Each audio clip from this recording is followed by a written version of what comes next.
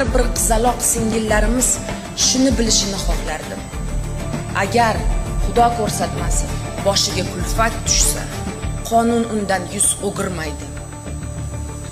Har bir ayol shuni bilsinki, uni jimgina zulmga chidashga hech kim majbur qila olmaydi.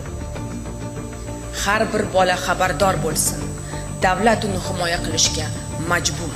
Prezidentimiz tomonidan ayollar va bolalarni tazyiq va zo'ravonlikdan himoya qilishni kuchaytirishga qaratilgan muhim farmon qabul qilindi. Bolalarga nisbatan zo'ravonlik va jinoyatlarga ham bundan buyon mutlaqo murosa qilinmaydi. Qonun hamma uchun barobar ishlashi shart. Istisnosiz, hech qanaqa xos odamlar yoki alohida vaziyatlarsiz. Bu gap har kimga, respublikamizning har bitta burchagida birdek taalluqli va buni hamma anglashi lozim.